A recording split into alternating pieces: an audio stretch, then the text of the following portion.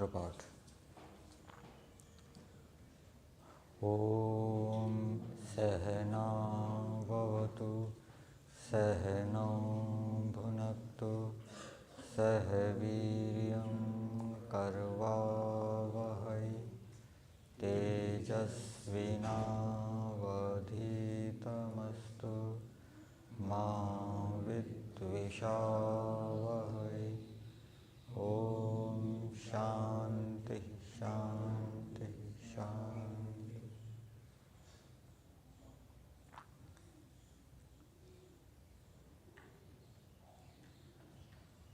योगाभ्यासी आदि मनुष्यों को अपने कार्यों में सफलता के लिए, अपने लक्ष्यों की सिद्धि के लिए कौन कौन से उपाय अपनाने चाहिए, वो अथर्ववेद के एक मंत्र में दिया है। संस्कार विधि के गृहस्थ आश्रम प्रकरण में ये मंत्र है और ऋग्वेद आदि भाष्य भूमिका में वेदोक्त धर्म विषय में भी इस मंत्र का व्याख्यान किया गया है। मंत्र है ओजश्च तेजश्च सहश्च बलं च वाक् च इंद्रियं च श्रीश्च धर्मश्च। और इस मंत्र का अर्थ जो महर्षि दयानंद जी ने संस्कार विधि में किया है, उसके अनुसार ओज का साधन तेज है, तेज का साधन सह है, सह का साधन बल है और बल का साधन वाक इंद्रिय श्री और धर्म है।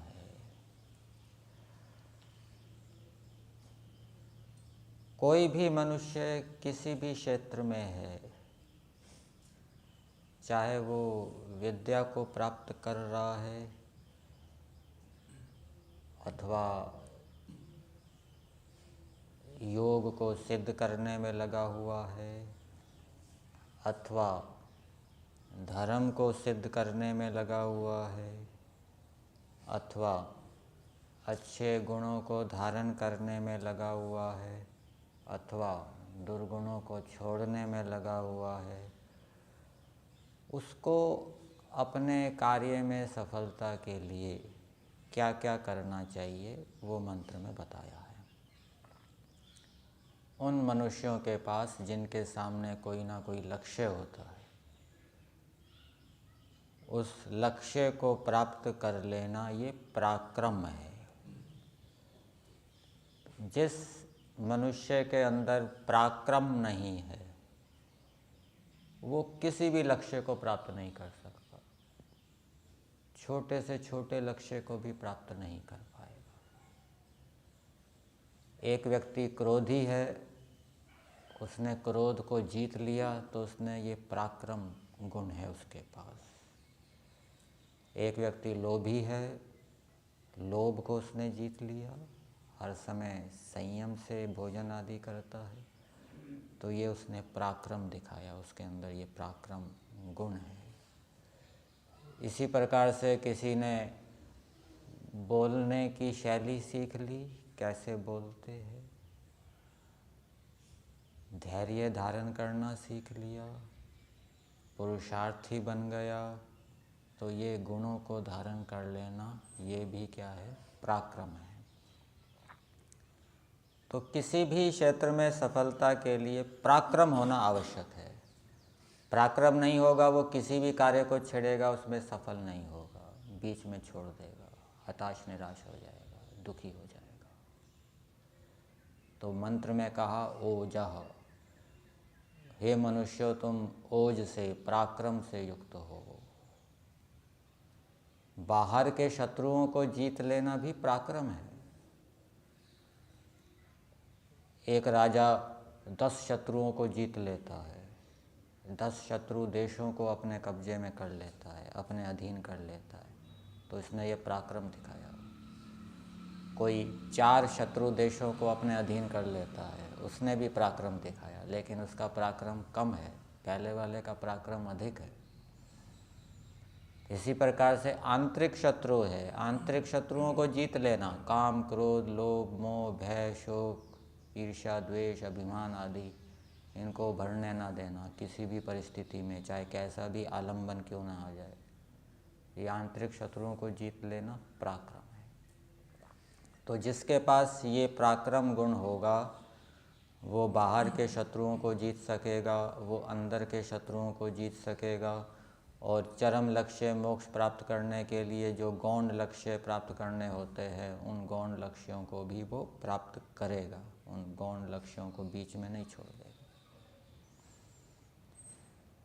तो ये पराक्रम कैसे प्राप्त हो, ये पराक्रम गुण कैसे आए, उसका साधन मंत्र के अंदर बताया। तेजः,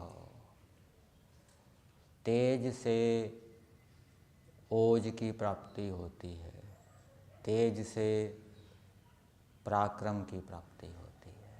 तेज क्या है? तेजस्विता। जिसके अंदर अग्नि जल रही है, अग्नि दहक रही है कि मुझे ये करना है, उसको वो चैन नहीं लेने दे रही है, इतनी लगन लगी हुई है कि इस दोष को मुझे छोड़ना है, छोड़ना है, इस गुण को धारण करना ही है। लगन लग गई उसको, अग्नि प्रज्वलित हो गई, वो पराक्रम से युक्त होगा, वो किसी कार्य को सिद्ध कर पाएगा। लक्ष्य के प्रति जिसकी एक लगन लगी हुई है वो लक्ष्य को प्राप्त कर पाएगा, और जिसकी लक्ष्य के प्रति कोई लगन नहीं है, रुचि नहीं है, उत्साह नहीं है, प्रेम नहीं है, आकर्षण नहीं है, वो पराक्रम कहिए या लक्ष्य की प्राप्ति कहिए, वो लक्ष्य को प्राप्त नहीं कर पाएगा। तो ये अग्नि प्रज्वलित कैसे हो, लगन कैसे लगे, लक्ष्य के प्रति रुचि, आकर्षण, प्रेम कैसे उत्पन्न हो, तो उसका साधन बताया सहश्चय।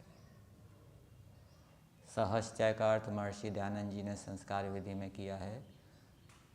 निंदा, स्तुति, मान, अपमान, लाभ, हानि को सहन करना।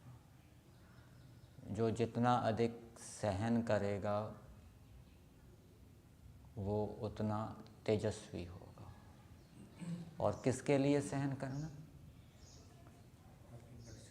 उत्तम लक्ष्य की प्राप्ति में जो कष्ट आते हैं, बाधाएं आती है, अच्छे कार्य को करने में, धर्म के कार्य को करने में, कर्तव्य को करने में जो कष्ट आते हैं, बाधाएं आती है, जो नियमों के पालन करने में जो कष्ट आते हैं, बाधाएं आती है, अपने स्वार्थ को छोड़ना पड़ता है, अपने सुखों का त्याग करना पड़ता है नियमों के पालन करने के लिए, ये तप है। इनको सहन करना, इन कष्टों को सहन करना, इससे तेजस्विता उत्पन्न होती है। सहन करना तप बताया गया है, द्वंद्व सहनम तप। और तप मनुस्मृति के श्लोक में बताया है, विद्या तपोभ्याम भूतात्मा। विद्या और तप से क्या है? आत्मा पवित्र होता है। आत्मा पवित्र तो है, स्वभाव से पवित्र है, लेकिन निमित्त के कारण, अविद्या के कारण उसके अंदर अपवित्रता उत्पन्न हो जाती है। तो ये जो तप है वो अविद्या को दूर कर देता है। योग दर्शन के दूसरे पाद के पहले सूत्र में जहाँ क्रिया योग की चर्चा है वहाँ तप की बात बताई गई है। जो अनादिकाल से कर्म और क्लेश की वासनाओं से युक्त जो अशुद्धि है, अविद्या है, वो तप के बिना छिन्न भिन्न नहीं होती। जब वो सहन करता है, कष्टों को सहन करता है, ये तप है। तप करने से उसकी अविद्या दूर होती है, ज्ञान बढ़ता है, ज्ञान के बढ़ने से उसको लक्ष्य का महत्व समझ में आता है, लक्ष्य के प्रति आकर्षण, रुचि, प्रेम उत्पन्न होता है, और फिर जिसका लक्ष्य के प्रति लगन उत्पन्न हो गई है, प्रेम, आकर्षण उत्पन्न हो गया है, वो पराक्रम कर देगा, वो लक्ष्य को प्राप्त कर लेगा। फिर आगे बताया मंत्र में, बलम च, सहन करने का साधन क्या है, सहन करने की सामग्री क्या है? हर कोई तपस्या नहीं कर सकता। एक तो शारीरिक तपस्या है और एक मानसिक तपस्या है।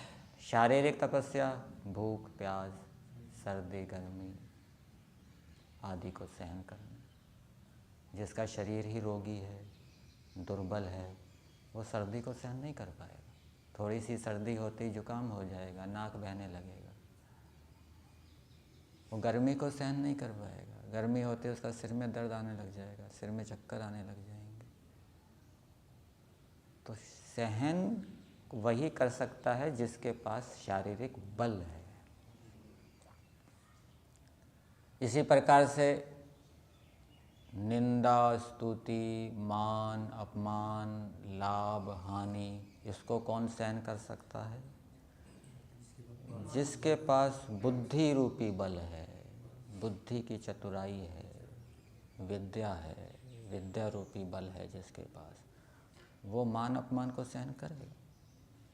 और जिसके पास विद्या नहीं है वो मान अपमान को हानि लाभ को सहन नहीं कर पाएगा। वो हानि को अपनी हानि मान लेगा कि ये मेरी हानि हो गई, मेरी आत्मा का विनाश हो गया, मेरी आत्मा घट गई। वो लाभ को अपना लाभ मानेगा कि मैं आत्मा बढ़ गया। उसको विद्या नहीं है, उसके पास बल नहीं है। ये तो सहन करने का सामर्थ्य उसके पास होता है जो शारीरिक और मानसिक बल कहिए, आत्मिक बल कहिए या विद्या का बल कहिए, उससे युक्त होता है। अब इसका साधन क्या है वो मंत्र के अंदर बताया। कैसे हम शारीरिक और आत्मिक या मानसिक बल को प्राप्त करें, उसका साधन मंत्र के अंदर आगे के पदों में बताया। वाक् च इंद्रियम च श्रीश्च धर्मश्च, इन 4 पदों के अंदर जो सत्य मधुर वाणी बोलता है और उसके अनुकूल आचरण करता है। इंद्रियम च, जो मन इंद्रियों को अपने नियंत्रण में रखता है, जितेंद्रिय है, वो बल को प्राप्त करेगा। जो सत्य वाणी बोलेगा, सत्य भाषण करेगा, सत्य के अनुकूल व्यवहार करेगा, उसको बल की प्राप्ति होगी।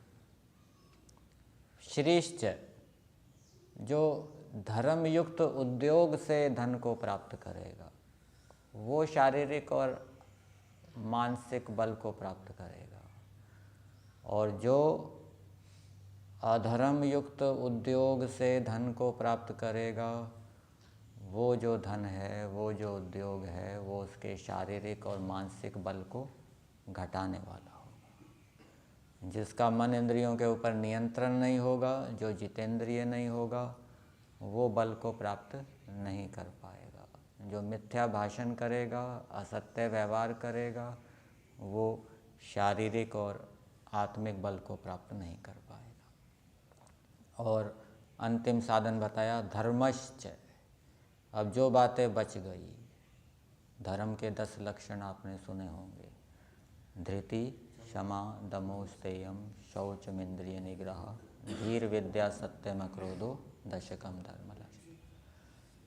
कुछ धर्म के लक्षण तो इसमें आ ही गए, इंद्रियम च वाक् च, और बाकी जो धर्म के लक्षण बचे, उन धर्म के लक्षणों के अनुकूल व्यवहार करने से व्यक्ति को शारीरिक और आत्मिक बल की प्राप्ति होती है। शारीरिक और आत्मिक बल प्राप्त होने पर वो तपस्या कर पाता है। जितना अधिक शारीरिक और आत्मिक बल होगा उतनी अधिक वो तपस्या करेगा, सहन करेगा। सहन करने से उसके अंदर तेजस्विता उत्पन्न होगी, प्रगल्भता उत्पन्न होगी। तेजस्विता का एक अर्थ ऋषि दयानंद जी ने ऋग्वेद आदि भाष्य भूमिका में भय रहितता किया है। जिसने भूख प्यास सर्दी गर्मी मान अपमान को सहन करने का अभ्यास नहीं किया, और उसको अचानक एक बार सर्दी सहन करनी पड़ जाए तो वो डर जाएगा, पता नहीं सर्दी लगने से मैं बीमार ना हो जाऊँ, भय उत्पन्न हो जाएगा। जिसने कभी भूख को कभी सहन किया ही नहीं, वो कभी भूखा रहेगा तो डर जाएगा, पता नहीं भूखे रहने से मेरी हानि ना हो जाए। लेकिन जिसने ऐसे अभ्यास किए हैं, जो इन अभ्यासों का अनुभवी है, भूख प्यास सर्दी गर्मी निंदा अपमान, वो डरेगा नहीं। कितनी निंदा अपमान होता रहे वो घबराएगा नहीं, डरेगा नहीं। कितनी सर्दी गर्मी पड़ती रहे वो डरेगा नहीं। और डरने के कारण वो अपने लक्ष्य को प्राप्त कर लेगा। लक्ष्य में बाधाएं आती है, निंदाएं स्तुतियां होती है, भूख प्यास भी सहन करनी पड़ती है। तो जो इनसे भय रहित होकर और लक्ष्य के प्रति लगन से युक्त होकर लक्ष्य के लिए पुरुषार्थ करेगा, वो अपने लक्ष्य को प्राप्त कर लेगा। तो योगाभ्यासी व्यक्ति के अंदर ये विशेषताएं होनी आवश्यक है। कौन कौन सी? पराक्रम होना चाहिए। ये जो हम मंत्र बोलते हैं, तेजोवसी तेजोमयी देही, वीर्यमसी वीर्यमयी देही, ओजोवसी ओजोमयी देही। ईश्वर भी पराक्रमी है, तो ईश्वर से प्रार्थना की गई है, आप बड़े पराक्रमी हैं, हमें भी पराक्रम दीजिए। ईश्वर का पराक्रम क्या है? सृष्टि को बनाना ये ईश्वर का बड़ा पराक्रम है। ईश्वर ने सृष्टि को बनाने का काम पूरा कर दिया, बीच में छोड़ा नहीं है। और फिर जीवात्माओं के कर्मों का फल देना, दुष्टों की ताड़ना करना, श्रेष्ठों का सत्कार करना, ये भी ईश्वर का पराक्रम है। कोई दुष्टों की ताड़ना नहीं कर पाता, दुष्ट उसके काबू में नहीं आते, तो इसका मतलब क्या है? उसके पास पराक्रम नहीं है। और जो दुष्टों को दंड देकर अपने अधीन कर लेता है, वो पराक्रमी है। तो पराक्रम गुण योगाभ्यासी व्यक्ति के पास और अन्य जो दूसरे व्यक्ति हैं जो लौकिक कार्य कर रहे हैं, उनके पास भी होना चाहिए। और वो पराक्रम गुण प्राप्त करने का उपाय है सहन, कष्टों को सहन करना। धर्म के कार्यों में, अच्छे कार्यों में जो कष्ट होते हैं उनको सहन करना। और सहन करने का सामर्थ्य किसके पास होता है? जिसके पास शारीरिक और आत्मिक बल होता है। और शारीरिक और आत्मिक बल का साधन धर्म के 10 लक्षण। जो धर्म के 10 लक्षणों का अनुष्ठान करता है वो शारीरिक और आत्मिक रूप से बली होता है।